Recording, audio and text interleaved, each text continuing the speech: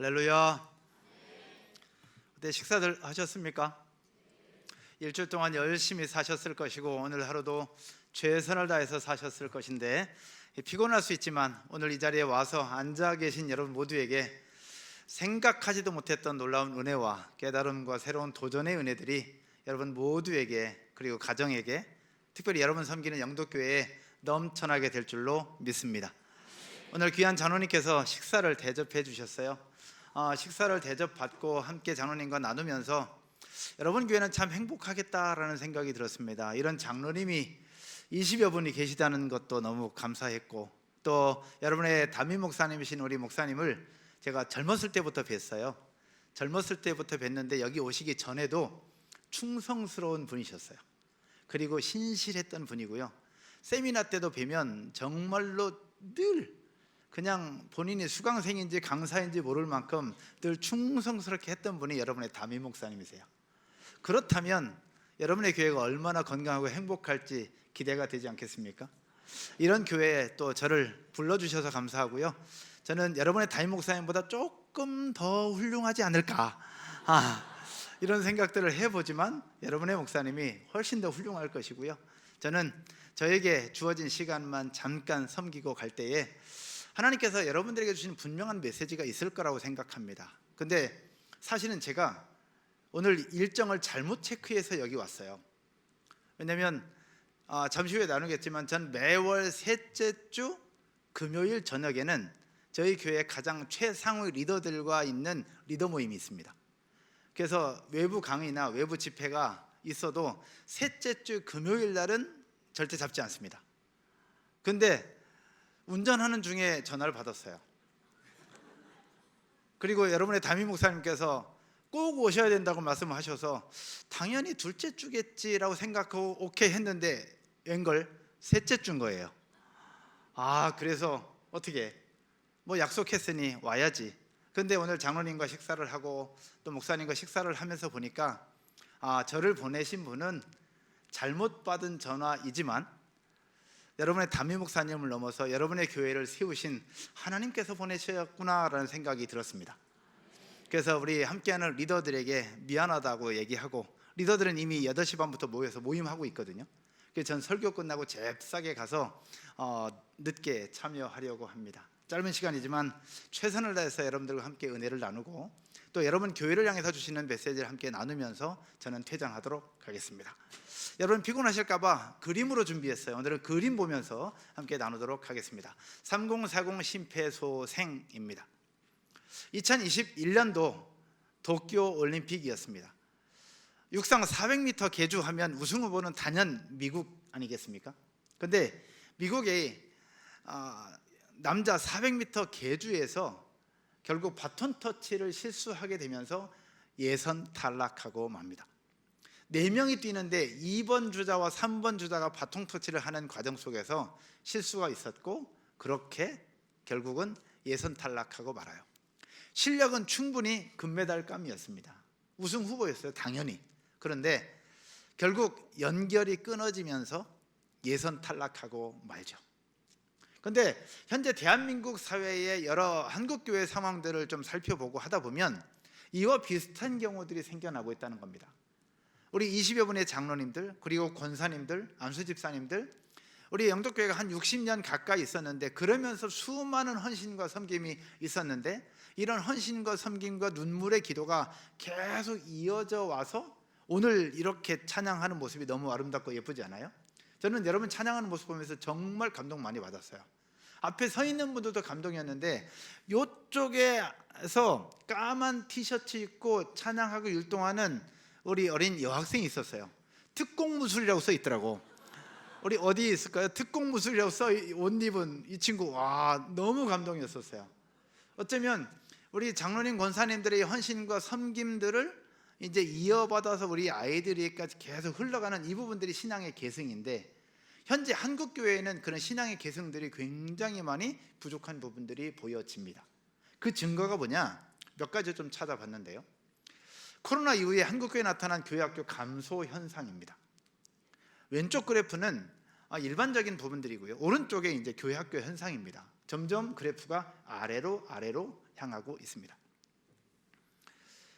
대한민국 전체 총 인구수 인구 변화 통계입니다. 파란색은 전체 인구예요. 그러니까 옛날에는 급격하게 성장하다가 이제 저출산율로 말미암아서 이제 그래프가 살살살살 올라가고 있어요. 그런데 빨간색은 대한민국 교회 안에 있는 교인 수입니다. 교인 수는 들쑥날쑥 하는데 코로나 이후에 어떻게 되느냐, 2017년 이후 급격하게 하강하고 있다는 겁니다. 교인 수가 줄고 있어요. 그런데 교인 수가 줄고 있는 것을 넘어서 무엇을 볼 수 있느냐, 미성년 인구 통계입니다. 결국 주일학교 아이들, 다음 세대 아이들이 줄고 있다는 거예요. 파란색은 저출산율로 말미암아서 현재 대한민국에 있는 미성년들도 줄고 있어요. 현실입니다. 그런데 더 안타까운 것은 빨간색입니다. 교회 안에 있는 주일학교는 더 줄고 있다라는 이야기입니다. 그래서 이걸 연구했던 사람들, 그러면 이 상태로 가다가 결국 2030년쯤 되면 어떻게 될 것이냐 연구를 했더니 이렇게 되고 있는 거예요. 결국 인원이 줄고 다음 세대가 줄 것 같은데, 이 상태로 가다가는 교회 학교 안에 2030년, 2033년, 2040년쯤 되어 가면 어쩌면 문 닫는 주일학교가 훨씬 더 많아질지도 모르겠다라고 하는 이야기들이 나오고 있다는 겁니다. 이게 우리의 현실입니다. 여러분 교회는 그래도 건강한 교회고 이 정도 사이즈를 가지고 있기 때문에 잘 표시나지 않을 수 있습니다. 그러나 저는 여러 교회들을 가보잖아요. 굉장히 많은 교회에서 이런 고민들을 하고 또 연구하고 고민하고 있다는 겁니다. 신앙도 개주와 똑같습니다. 하나님은 여전히 계십니다. 할렐루야. 우리 교회도 계시고 여러분의 교회도 계시고 우리가 살고 있는 모든 삶의 터전, 우리 가정에도 하나님은 계십니다. 그런데 그 하나님이 계시다는 그 신앙이 전달되지 않으면 이런 결과를 나타낼 수 있습니다. 오늘 7절까지만 읽어주셨는데 원래는 6절부터 10절까지를 다 봐야 합니다. 그럼 7절, 8절, 10절을 한번 같이 볼게요. 7절에 같이 한번 읽을까요? 백성이 여호수아가 사는 날 동안과 여호수아 뒤에 생존한 장로들 곧 여호와께서 이스라엘을 위하여 행하신 모든 큰 일을 본 자들이 사는 날 동안에 여호와를 섬겼더라. 결국 여호와가 사는 날 동안 하나님의 일하심을 본 사람들이 있는 동안에는 여호와를 섬겼다는 거예요. 그런데 8절에 여호와의 종 눈의 아들 누가? 여호수아가 110세에 죽어요. 110세에 죽고 난 이후에 어떤 일이 벌어지느냐? 10절입니다. 다 같이 한번 읽겠습니다. 그 시대의 사람도 다 그 조상들에게 돌아갔고 그 후에 일어난 다른 세대는 여호와를 알지 못하며 여호와께서 이스라엘을 위하여 행하신 일도 알지 못하였더라. 결국 여호와 하나님의 일하심을 본 세대들이 다 죽었어요. 여호수아도 죽고 그 이후에 일어난 다음 세대가 아니라 어떤 세대? 다른 세대라고 얘기를 하고 있습니다. 다른 세대는 여호와를 알지 못하며 여호와께서 이스라엘 위하여 행하신 일도 알지 못하였더라. 결국 다음에 일어난 다음 세대가 되어야 되는데 다른 세대라고 성경은 이야기를 하고 있습니다. 결국 다른 세대, 여호와를 알지 못하는 다른 세대가 등장을 했다라는 이야기입니다. 그렇다면 우리 영덕교회는 과연 다음 세대를 세우고 있으십니까? 그럴 거라고 믿는데요. 대한민국에는 많은 교회들이 다음 세대를 세운다고 하지만 사실은 다른 세대를 만들고 있는 교회들도 많다라는 겁니다. 이거 얼마 긴 시간이 아니에요. 여호수아 세대는 하나님의 일하심에 대한 기적을 목격했던 사람들이었습니다. 그런데 여호와를 알지 못하는 다른 세대가 등장하는데 오래 걸리지도 않았어요. 딱 한 세대입니다. 신앙 전수에 실패한 거죠. 딱 한 세대 만에 일어난 이스라엘 역사의 최대의 비극이 이렇게 일어나고 말았습니다. 그럼 다른 세대는 어떠한 사람들이냐? 여러 가지 증거들을 살펴보고 공부해 보면 세 가지 특징으로 이야기를 하고 있습니다. 첫 번째는 영적인 무지입니다. 여호와 하나님을 인격적으로 경험하지 못한 세대예요. 하나님의 일하심에 대해서 알지 못해요. 경험하지 못했습니다. 두 번째는 역사적인 단절입니다. 하나님의 일하심에 대한 이야기, 스토리를 듣지 못했어요. 간증을 듣지 못했다는 얘기입니다. 그래서 하나님이 어떤 분인가, 어떤 일을 행하셨는가에 대해서 알지 못해요. 세 번째는 그 결과 절대적인 기준이 상실해버리고 말았습니다. 절대적인 신앙이 없어요. 그러다 보니까 사사기 전체에서 핵심 한 줄, 각기 소견에 오른 대로 행하였더라. 결국 자기 소견에 오른 대로 행하는 세대가 바로 다른 세대의 모습이라는 겁니다. 이 장면 속에서 우리 오늘 3040 심폐소생이라고 제목을 잡아봤는데요, 3040 세대가 왜 중요하냐? 우리 교회 안에 3040 세대가 중요할까요? 중요합니까? 중요하죠. 그런데요, 사실은 3040 세대만이 아니라 다 중요합니다. 이 자리에 계신 60, 70, 80 우리 장로님 세대가 중요하고요, 늘 눈물 뿌려 기도하는 권사님 세대가 중요합니다. 이분들이 안 계셔서는 안 돼요. 그리고 이분들의 신앙을 이어받은 안수 집사님 세대, 50, 60의 중년 세대들이 꼭 필요하고요, 이분들의 신앙을 이어받은 3040이 필요해요. 3040이 있어야 그 다음 세대 1020, 오늘 기도해 주셨던 것처럼 그 다음 주일학교가 세워지는 거거든요. 교회 안에는 3040만이 아니라 모든 세대가 다 중요한데, 오늘은 특별히 3040에 대한 주제를 갖고 있으니 3040 세대가 왜 중요하냐를 좀 집중적으로 살펴보면, 첫 번째는 여러분이 한번 읽어볼까요? 1번, 직접 결정하는 세대. 다음 세대의 신앙을 직접 결정하는 세대입니다. 결국 3040 세대 부모가 어떻게 하느냐에 따라서 이 자녀 세대들의 신앙이 자라느냐 죽느냐 결정이 된다는 겁니다. 그래서 중요해요. 두 번째는 어른 세대와 청년 세대를 연결하는 뭐라고요? 허리입니다. 여러분, 허리가 아프면 온 몸이 안 되잖아요. 아무것도 안 되잖아요. 허리가 그만큼 중요해요. 교회의 허리가 바로 3040 세대입니다. 이 허리가 건강해야 어른 세대들과 다음 세대를 연결할 수 있어요. 세 번째는 교회와 사회를 잇는 가장 활동적인 다리도 3040 세대라는 겁니다. 그래서 3040이 중요해요. 제가 쓴 책입니다. 작년에 쓴 책인데, 하나님의 은혜로 2세가 나와서 지금 많이 팔리고 있는 상황인데, 여기에서 그럼 3040이 과연 누구냐? 이 부분들을 좀 정리를 해 놓은 부분이 있습니다. 3040이 과연 누굴까? 여러 가지로 좀 찾아보고 연구해보고 제가 한 20년 가까이 젊은이들과 씨름하면서 경험한 부분들을 보니 몇 가지로 진단할 수 있는데, 첫 번째는 가장 화려해 보이지만 가장 숨가쁜 샌드위치 세대라는 겁니다. 아래로는 자녀 세대들이 있어요. 알파 세대라고 하는 자녀들 세대가 있어요. 그리고 위에로는 우리 부모 세대가 있습니다. 이제 5060을 넘어 6070 우리 어르신들을 모셔야 됩니다. 부모님 챙겨야 되죠.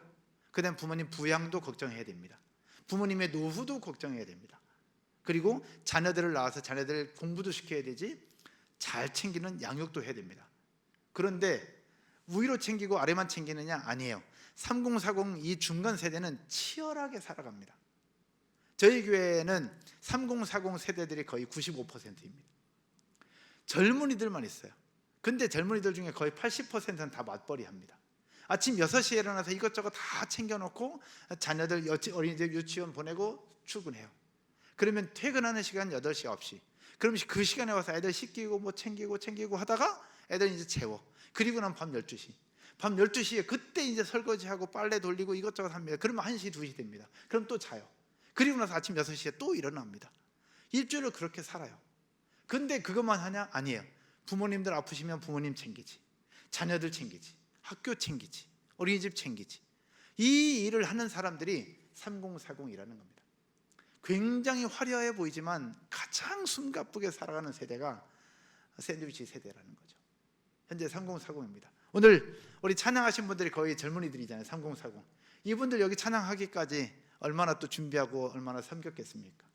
그냥 단순히 한 10분, 20분 찬양하는 것 같지만 이 자기 자녀들 데리고 와서 연습하지, 맞추지, 율동하지, 이런 부분들이 이게 결코 쉬운 게 아니라는 거죠. 그런 의미에서 앞에 섬기셨던 우리 찬양팀 집사님들, 우리 자녀들, 우리 고맙다고, 감사하다고 박수 한번 우리 했으면 좋겠습니다.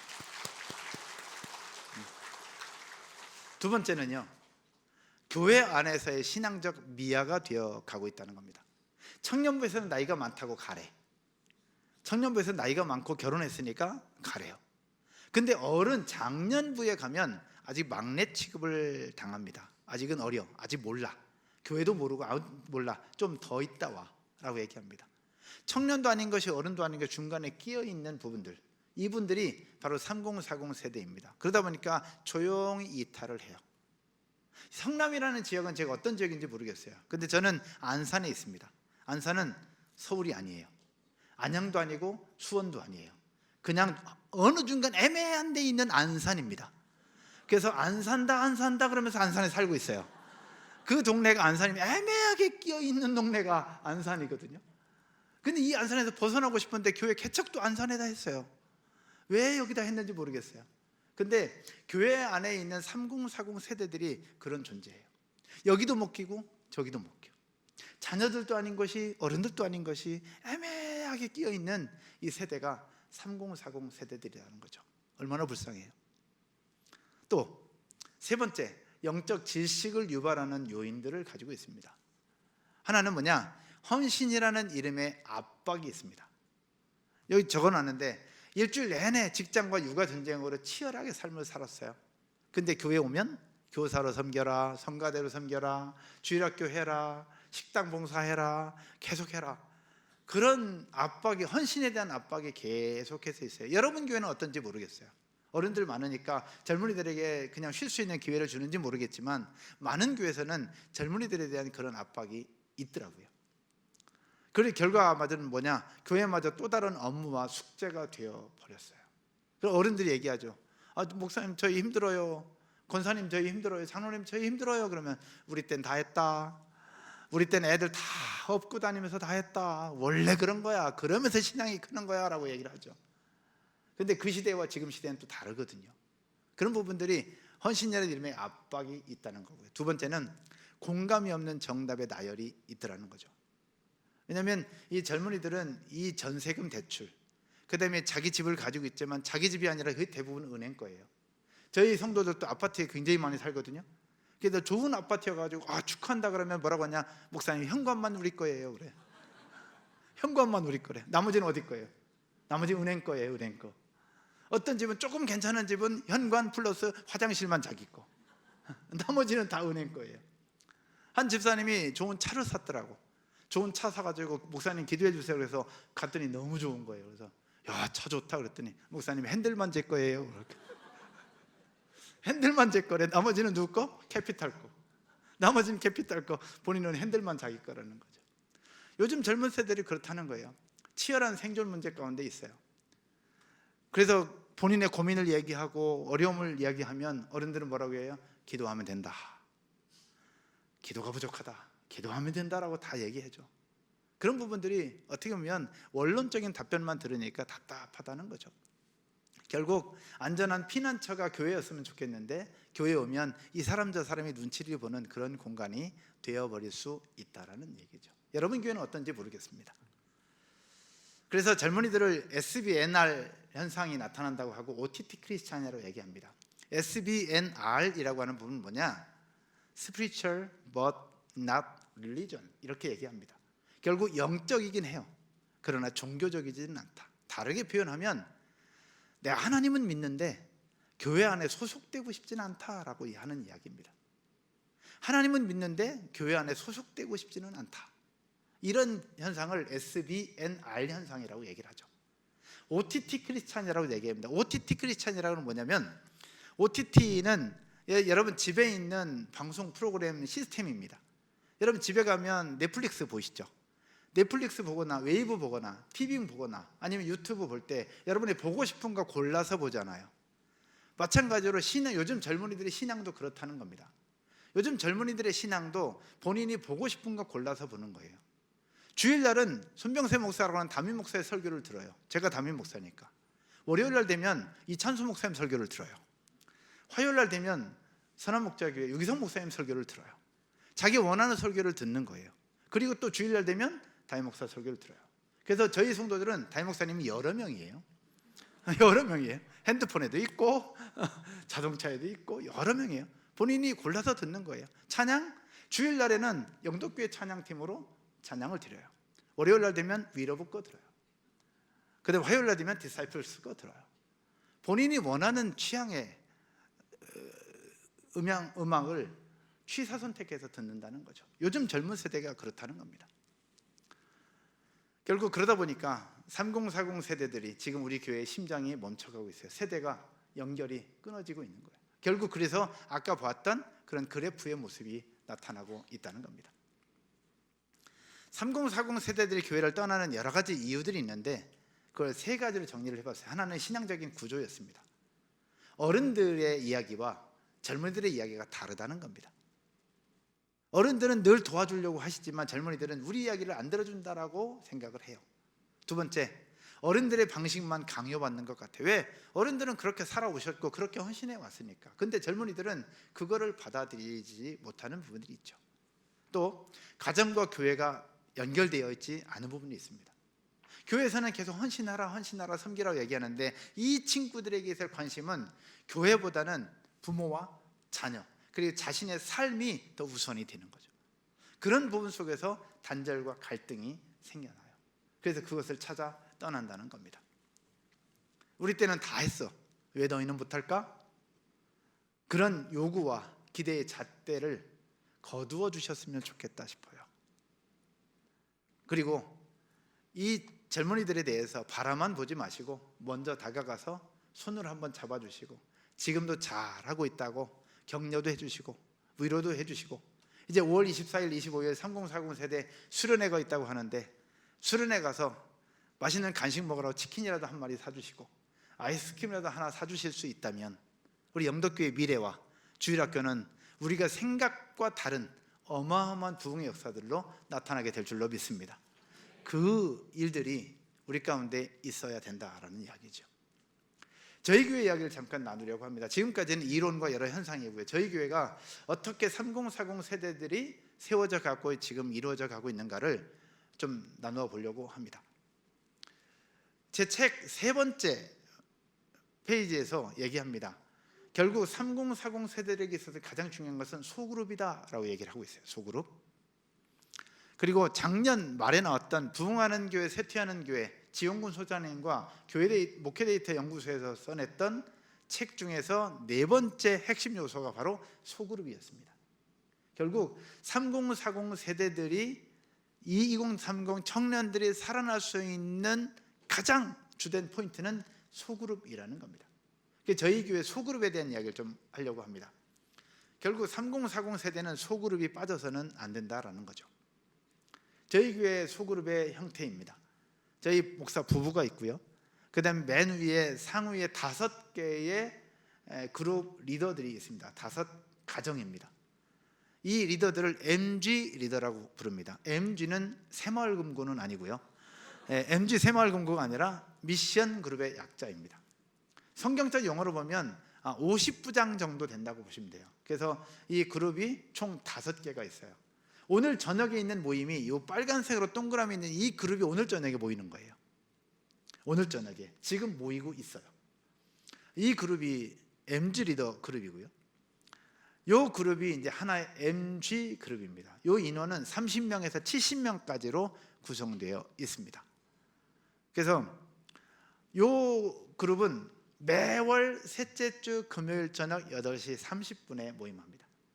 리더들이 함께 모여서 기도하고 말씀 보고 교회에 대한 여러 가지 부분들 함께 나누고 그리고 나서 또 코칭도 하고 리더십 훈련도 하고 이렇게 합니다.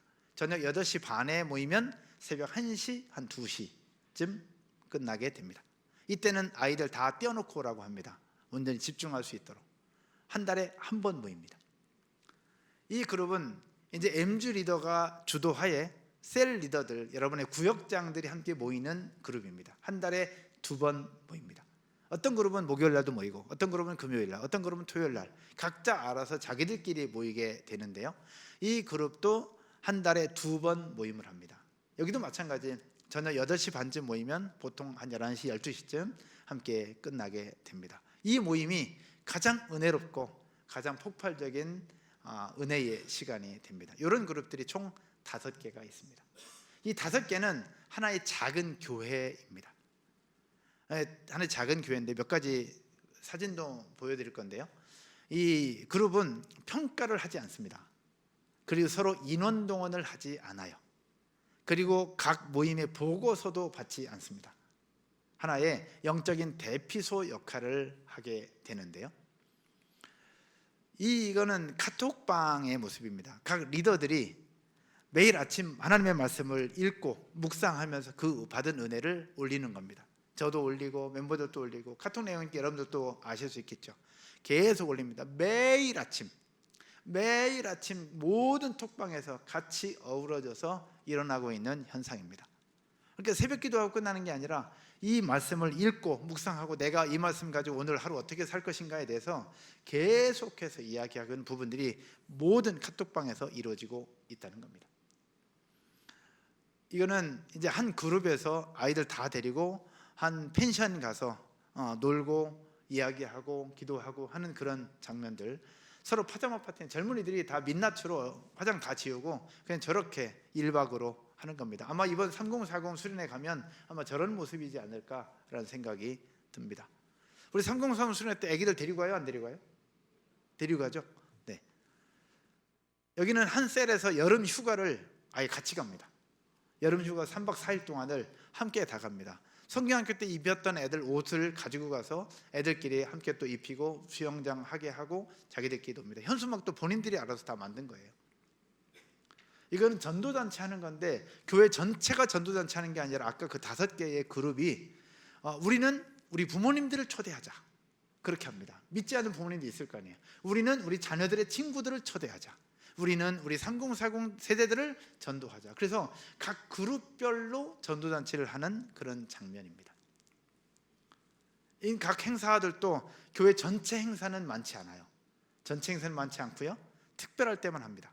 그리고 거의 대부분의 행사는 그 5개의 그룹이 자체적으로 합니다. 참석률은 거의 90% 이상이 다 참여하죠. 한 그룹에서는 성경 전체를 아기들까지 전부 다 해서, 저기 전체 인원입니다, 1인당 한 장씩 다 써서 전체를 다 써서 붙이기도 하고 이런 부분들이 있습니다.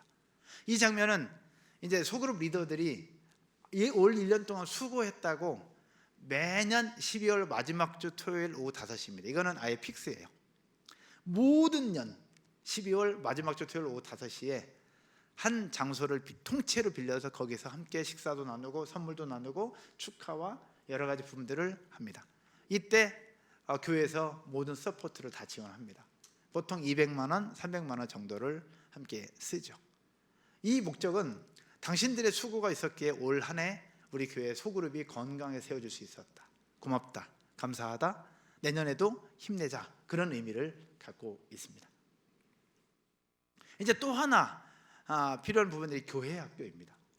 교회 학교인데요, 교회 학교가 중요한 건 이미 다 알 건데 여러분에게 질문 하나 드려보겠습니다. 68%라는 이야기를 혹시 들어보신 분 혹시 계실까요? 68%는 D6 코리아라고 하는 기독교 단체에서 리서치한 결과인데, 어떤 숫자냐, 교회에서 자라고 주일학교를 지낸 자녀들이 고등학교 졸업한 이후에 10년 안에 교회를 떠나는 비율이래요. 너무 놀라운 일이에요. 100명이 교회에서 나고 주일학교를 보냈어요. 중고등학교를 교회에서 보냈습니다. 그런데 대학교를 들어가게 되고 청년이 되면서 10년 안에 교회를 떠나고 하나님을 떠나는 비율이 68%, 100명 중에 68명이 떠난다는 겁니다. 도대체 이유가 뭐냐는 거예요. 주일학교를 여기서 보내고 그렇게 예배를 드리고 수련회를 다녀왔는데 왜 대학생이 되고 성인이 되면서 왜 교회를 떠나냐는 거예요. 도대체 이유가 뭘까? 여러분 섬기는 교회는 어떨지 모르겠습니다. 그런데 굉장히 많은 교회에서 이런 결과를 보여주고 있어요. 미국은 70%가 가까이 돼요. 비슷하다는 겁니다. 도대체 왜 떠나냐는 거예요. 모태신앙인데도 떠나고 주일학교를 그렇게 잘했는데도 떠나고 왜 떠나냐? 그래서 연구를 했어요. 그랬더니 다음 세대와 68%가 공통점이 있더라는 거죠. 그게 뭐였냐? 영적 무지의 대물림이었습니다. 결국 여호와를 알지 못하더라. 교회에서 예배는 드렸어요. 주일학교는 보냈어요. 그런데 결국 핵심적인 것, 여호와를 알지 못하더라. 그래서 문제를 찾아봤어요. 다음 세대가 문제 아닐까? 그랬더니 아니에요. 다음 세대가 문제가 아니라 3040 세대인 부모 세대가 문제였다는 겁니다. 여러분의 질문 하나 드려볼게요.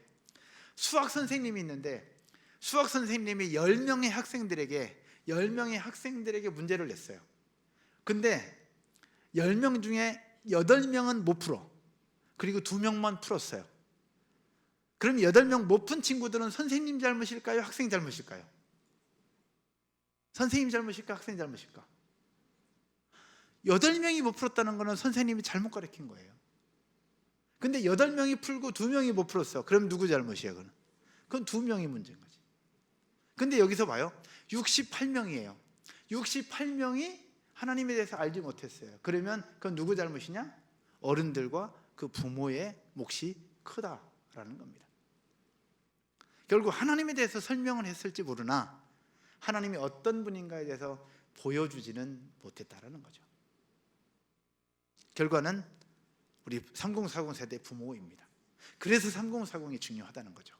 우리 자녀 세대들의 신앙을 직접 결정할 수 있는 세대니까.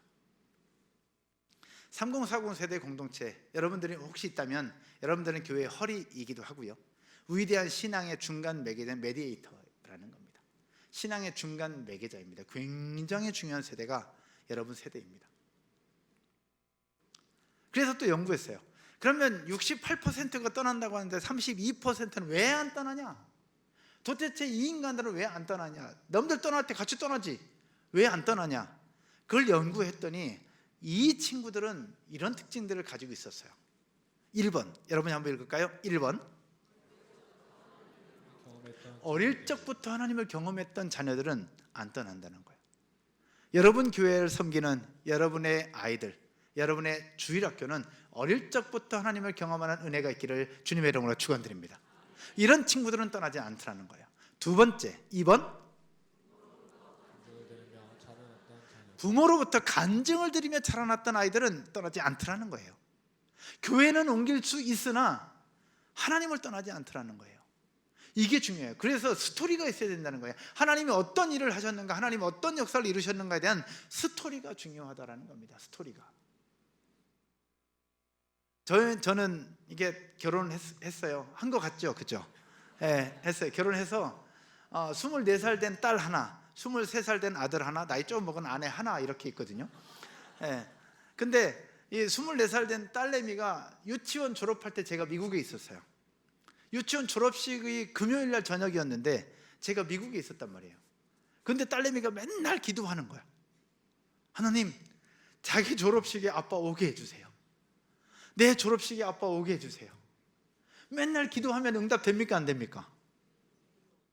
한번 질문 드려볼까요? 미국에 있는 아빠, 한국에서 유치원 졸업하는 딸이 기도해. 기도하면 여러분 응답 될까요? 안 될까요? 돼요? 응답 된다고 생각하시는 분? 응답 된다. 응답 안 된다? 기도해도 응답 안 된다. 제가 안 오면 응답 안 되는 거잖아요. 제가 고민했어요. 제가 와야 응답이 된다고 믿는데 안 오면 응답 못 받았다고 할 거 아니에요. 근데 사역하는 제가 오자니 돈이 몇백이에요. 그 돈 누가 줘요? 하나님이? 그 순간 고민했어요. 그래서 제가 고민하고 아내랑 얘기하다가 어떻게 결정했냐, 금요일 저녁에 유치원 졸업식이에요. 비행기를 타고 금요일 날 오후에 한국에 도착해서 숨어 있었어요. 그러다가 졸업식 하는 시간에 서프라이즈로 나타났어요. 할렐루야. 그리고 금요일 날 아침 먹고 다시 비행기 타고 출발했어요. 그때 진 빚 지금도 갚고 있어요. 그럼에도 불구하고 결정했던 이유는 제 딸 아이에게, 저희 아이들에게 기도하면 응답 주시는 하나님을 보여주고 싶었던 거죠. 후회가 많아요. 그 돈을 지금도 갖고 있어서. 근데 사실 후회되지 않아요. 저희 두 아이들 둘 다 대학생인데 한 애는 부산에서 CCC 순장으로 학교 대표단의 임원으로 지금 섬기고 있고, 작은 애는 서울에서 또 CCC 순장으로 이제 2학기 때부터 학교 대표단의 임원으로 또 섬기게 될 겁니다. 결국 우리 아이들의 신앙 속에 부모로부터 보여주고 하나님을 경험하고 간증시켰던 그것이 열매로 나타난 부분들을 보게 되면서 결국 32%는 결국 이거더라. 여러분의 교회가 그런 32% 아이들이 이제는 거꾸로 역전되어서 68%의 아이들이 떠나지 않고 68%의 아이들이 하나님을 경험하게 되고 68%의 아이들이 하나님에 대한 간증의 소리를 듣는 축복의 주인공이 여러분의 교회가 될 줄로 믿습니다. 세 번째, 3번은 같이 읽어볼까요? 3번, 부모님과 함께 공동체를 세워갔던 자녀들이에요. 그래서 오늘 찬양할 때 이건 너무너무 잘하는 거예요. 우리 목사님 말씀 들어보니까 온 세대 예배가 있다고 하더라고요. 이거는 너무너무 잘하시는 거예요. 그 예배할 때 어른들만의 예배가 아니라, 장로님, 권사님들만의 예배가 아니라 자녀들과 함께 드리는 예배, 함께 축제를 즐기고 함께 하나님을 경험하고 함께 기도하는 그 예배가 얼마나 중요한지를 직접 경험할 수 있고, 교회 청소하고 하는 일들도 애들 무조건 시키십시오. 청소하는 것도 애들 시키고, 의자 나르는 것도 애들 시키고요, 고생 겁나게 시키는 거 애들 시키십시오. 그게 안쓰러워 보이지만 아니에요. 제가 사진 하나 보여드릴게요. 코로나 때 많은 교회들이 힘들다고 하지만 저희 교회는 은혜를 주셔서 저희 코로나 때 건물을 사고 코로나 때 더 부흥했어요. 근데 건물을 한 상가지만 200평 공간을 사고 밖에 테라스를 꾸미는 가운데 있어서 중요한 부분은 전문가가 하고 집사님들이 했는데, 밖에 테라스 쪽 페인트 칠하는 거는 굳이 전문가가 아니어도 되겠더라고요. 그래서 이 생각을 하면서 우리 주일학교 아이들, 원하는 아이들을 불러서 이 아이들한테 페인트를 주고 붓을 주어서 페인트 칠을 하게 하자라고 생각을 했어요. 그랬더니 성도들도 다 오케이 했어요. 그래서 원하는 친구들 불러서 바닥에 깔고 이 친구들에게 붓을 하나씩 다 사줘서 페인트 칠을 하게 했어요. 근데 이때 페인트 칠했던, 지금도 다 있는데, 이 친구들 가끔 저 보면 그래요. 목사님, 이 페인트 칠 우리가 했죠 하면서 지금도 굉장히 자랑스러워해요. 사실은 얘들 모르는 때 우리가 다시 했거든요. 다시 칠했어요. 너무 엉망으로 칠해놔가지고 그대로 둘 수가 없었어요. 그래서 사실은 얘네 모르게 다 칠했는데 지금도 얘네들은 자기가 칠한 줄 알아. 근데 이때 본인들이 칠하도록 뒀는데, 이때 어떤 일이 있었냐면 페인트 값이 들었잖아요. 근데 페인트 값보다 햄버거 값이 더 많이 들었어요. 그 햄버거 사주지, 음료수 사주지, 피자 사주지, 끝나고 나서 덥다고 그래서 아이스크림 사주지. 후회가 되더라고. 근데 또다시 그런 일이 온다? 그러면 더 많이 시킬 것 같아요. 그리고 또 하나, 저희 교회 초등부만 한 100명 되거든요. 근데 초등부 예배 때 안내를 선생님들이 안 해요. 아이들이 합니다. 그리고 오른쪽에 빨간색 옷 입은 친구들은 초등부 찬양팀인데, 찬양팀 여기 우리 드럼 쳤죠. 드럼 6학년이 칩니다. 건반 4학년이 돼요. 기타 가운데 있는 기타 들고 찬양하는 친구 현재 2026 6학년입니다. 6학년짜리 여학생이 예배를 인도하는 거예요. 물론 아까 형제님처럼 잘하진 못해요. 그냥 멘트 하나 하고 찬양하고 멘트 하나 하고 하지만 결국 우리 아이들이 예배의 주체가 되어서 섬기도록 하고 있다는 거죠. 근데 여러분, 재밌는 게 뭐냐, 사역자들이 하고 선생님들이 할 때는 애들이 다 이러고 있었거든요. 근데 자기 언니 오빠들이 악기를 하고 언니 오빠들이 찬양을 하고 언니 오빠들이 예배를 인도하는 그 순간부터 아이들이 예배 태도가 달라졌어요. 그러면서 물어요. 목사님, 저도 저거 할 수 있어요? 사모님, 저도 저거 할 수 있어요? 저희 교회에 찬양 예배자 학교가 있는데, 예배자 학교 드럼을 섬기겠다고 배워서 지금 배우는 친구들이 6명, 7명 있어요. 베이스 기타 4명, 건반 6명, 그 다음에 기타 10명. 아이들이 그렇게 서서 계속 준비되고 있어요. 뭐 하려고? 저거 하려고. 근데 처음엔 선생님들이 하고 사역자들이 할 땐 그런 생각이 없었거든요. 근데 언니 오빠들이 저렇게 서기 시작하면서부터 본인들이 하려고 해요. 저 율동팀 팀장은 제일 기가 센 여자애 세웠어요. 제일 기가 센 여자, 말 제일 안 듣는 친구. 그 친구 한 명만 딱 잡아가지고 훈련시키니까 동생들 다 잡더라고. 그 동생들 다 데리고 와서 율동 다 시키고 있어요. 할렐루야. 그러면서 제가 알게 된 게, 어릴 때부터 하나님 섬기는 주체자로 세우는 것이 그만큼 중요하구나. 사실 저희 교회가 시작했을 때 신문 방송으로 굉장히 많이 소개해 주셨어요. 왜냐? 이런 키즈 카페로 시작했거든요. 이 키즈 카페 지금도 있어요. 그래서 키즈 카페가 있어서 우리 아이들이 교회 안에 놀이터로 활용을 하고 있고, 코로나 때 아주 대박이었죠. 코로나 때 많이 못 모였잖아요. 키즈카페 통째로 한 가정만 빌려요. 한 가정이 여기를 통째로 빌려서 함께 자기들끼리 노는 거예요. 예약을 해서 그렇게. 왜냐하면 여러 명이 모일 수가 없으니까. 그리고 3살, 4살 아이들 예배는 이렇게 드렸습니다. 그 예배 자체가 그냥 축제죠. 행복한 예배, 오고 싶은 예배, 아이들에게 있어서는 놀이터가 되는 교회였던 겁니다. 그리고 이거는 이제 성품학교를 했던 건데, 성품학교 때 아이들 이름 하나하나를 만들어서 1인용 책을 만들어 줬었어요. 2인용 책을 만들어서, 왜냐면 복사해서 주니까 다 버려. 끝나고 나서 다 신경 안 쓰는 거예요. 근데 이름 하나하나 만들고 자기의 아이들 사진 붙여가지고 저렇게 만들어주니까 절대 버리지 않아요. 그리고 일주일 동안 그걸 굉장히 소중하게 간직을 하고 그렇게 해요. 가운데는 QR코드잖아요. QR코드, 핸드폰으로 QR코드를 찍으면 거기에 성품학교에 있는 찬양을 다 들을 수 있어요. 그래서 그렇게 만들어서 모든 예배 때마다 그렇게 해왔죠.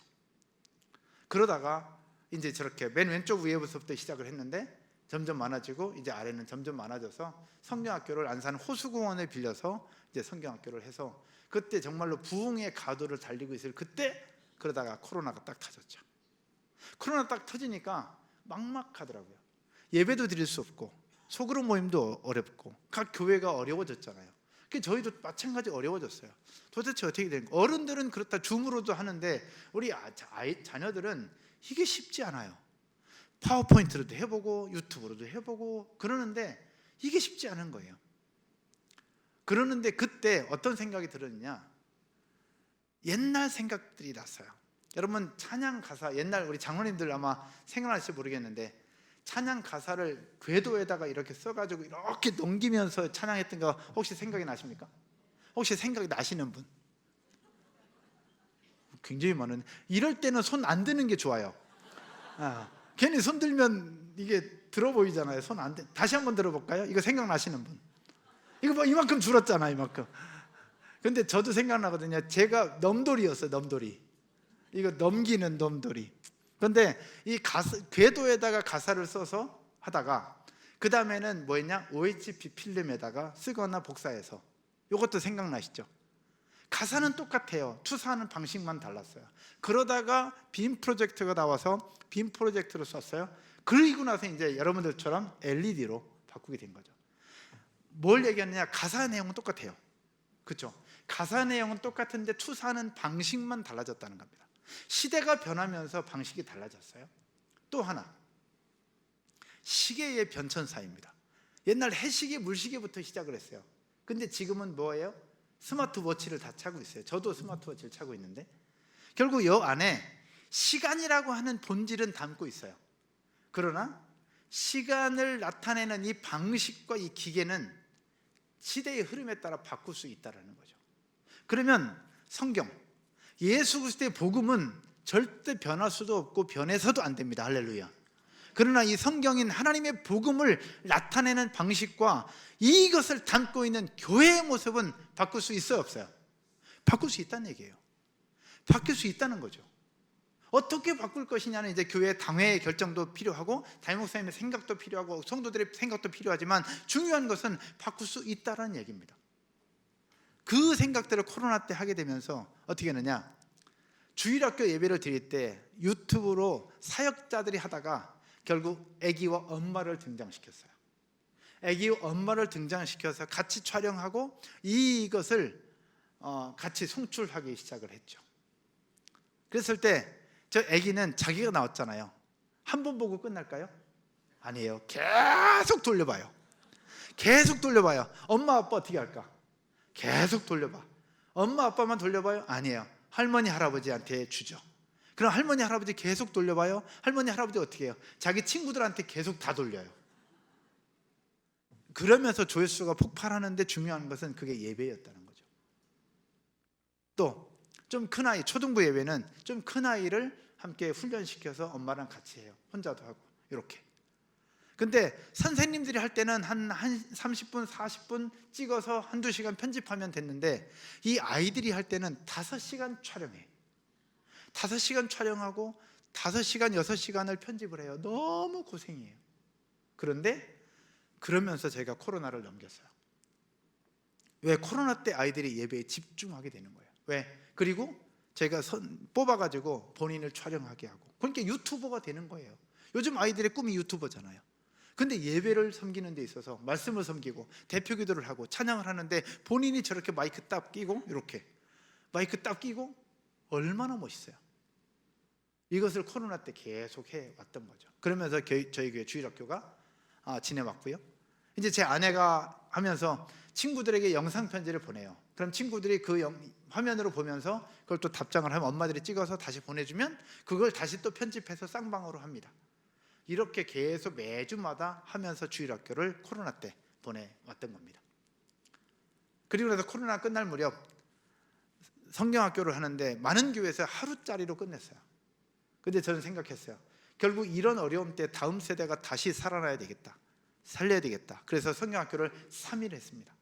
그리고 유치부 친구들 데리고 3일을 하면서 첫째 날 세족식을 해서 부모들이 아이를 안고 세족하고, 아이들이 부모님의 발을 씻으면서 세족하고, 그리고 나서 서로 끌어안고 함께 기도하는 문화, 하나님을 경험하는 것, 그리고 하나님의 일하심에 대해서 같이 듣고 배울 수 있도록 계속해 왔던 거죠. 초등부 예배입니다. 2022년도 최근 사진은 제가 안 넣었어요. 2022년도 아이들이 점점 많아졌어요. 이렇게. 그래서 예배 공간이, 아이들이 모일 수 있는 공간이 한정되어 있었어요. 유치부입니다. 유치부 친구들이 이렇게 노란색 병아리 옷 입고 함께 예배를 드렸던 모습들이죠. 2023년도 초등부 아이들이 점점 많아졌어요. 그러다가 2023년도에 아이들이 점점 많아지는데, 그러다 보니까 이제 모일 수 있는 공간이 한정돼 있고, 그리고 밖에서 자꾸 공 던지고 신발 던지고 해가지고 밖에 건물 밖으로 나가고 그런 부분들이 참 되게 미안하더라고요. 그래서 성도들과 함께 교회 옥상에 놀고 있어서, 옥상이 이제 복합 건물이라 공용 공간인데 저 옥상을 잘 꾸미면 풋살장을 만들 수 있겠다라는 생각이 들어서 저희 성도들과 함께 회의를 했죠. 그때 성도들 오케이, 이제 문제는 건물이에요. 그래서 제 건물에 있는 모든 사장님들 다 찾아다녔어요. 찾아다녀서 지금 이렇게 하고 싶은데 허락해 주십시오, 이렇게 하고 허락해 주십시오. 그래서 사인 다 받고, 그렇게 해서 허락 다 받아가지고 2023년도 4월 달에 풋살장을 만들어 줬죠. 지금도 저 풋살장에서 아주 활발하게 활동을 하고 있죠. 그리고 나서 또 하나는, 제가 4층 초등부 공간이 있었어요. 근데 주일날 오전에 예배를 저렇게 드려요. 많아서 좋은데 예배는 드릴 수 있는데 분방 공부를 못 하는 거예요. 할 수가 없어요, 좁아서. 근데 그 고민을 하는 거예요. 저희는 젊은이들이기 때문에 돈이 많지 않아요.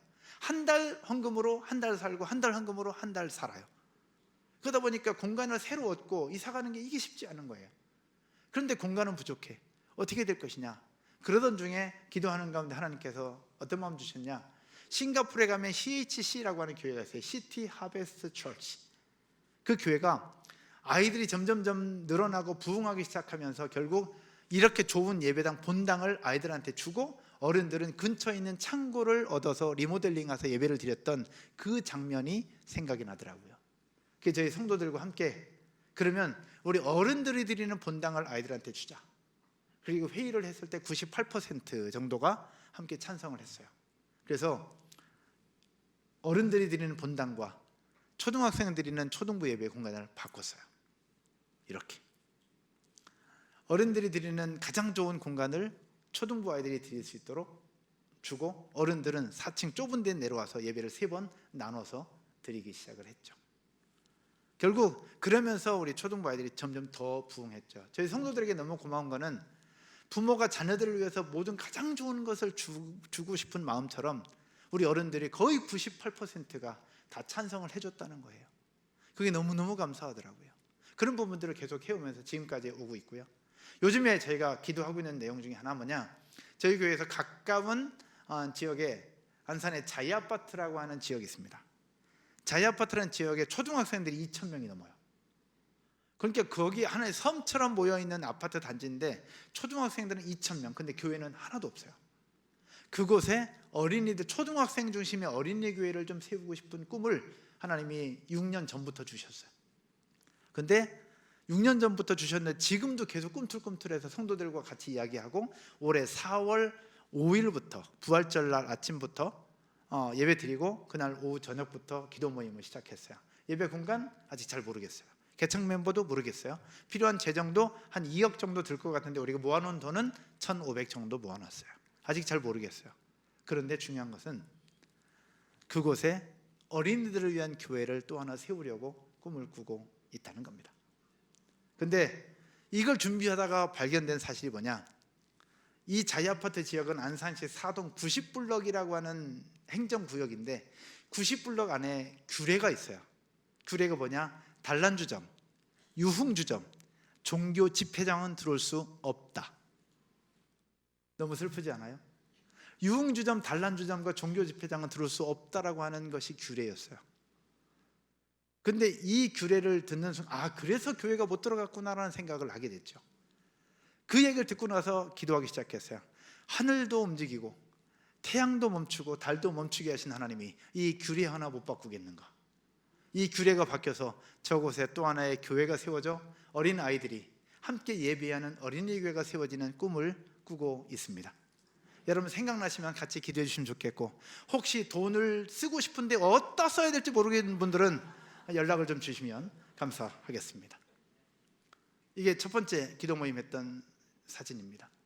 함께 주일 오후 5시 가장 피곤한 시간이지만 함께 모여서 기도 모임 하면서 그곳에 또 하나의 교회가 세워지기를 꿈꾸고 있습니다. 저희 교회가 꿈꾸는 것, 결국 다음 세대가 다른 세대가 되지 않도록 하기 위해서 하는 부분들이 뭐냐? 따라서 한번 해볼까요? 죄와 진리 문제가 아니라면, 하나님 나라 확장을 위해서라면 뭐든 해보자. 뭐든 해보자는 겁니다. 예수 그리스도의 복음은 바뀔 수 없어요. 그리고 이건 변절될 수 없어요. 그러나 복음을 심는 방식은 어떻게든 바꿀 수 있다는 거예요. 할렐루야. 어린이 교회든 우리 장로님들만 모이는 시니어 교회든 청년들만 모이는 청년 교회든 3040들이 모이는 3040 교회든 이 복음이 들어갈 수 있는 방식은 어떤 방식으로든 가능하다. 그렇다면 이 시대의 흐름 속에 하나님이 원하시는 방법대로 방식대로 만들어보자라는 꿈을 가지고 있습니다. 정리를 해보겠습니다. 성경 이야기하고 마치도록 하겠습니다. 열왕기하 20장 16절에서 19절 말씀인데요, 여러분이 같이 한 목소리 한번 읽겠습니다. 다 같이요. 이사야가 히스기야에게 이르되 여호와의 말씀을 들으소서.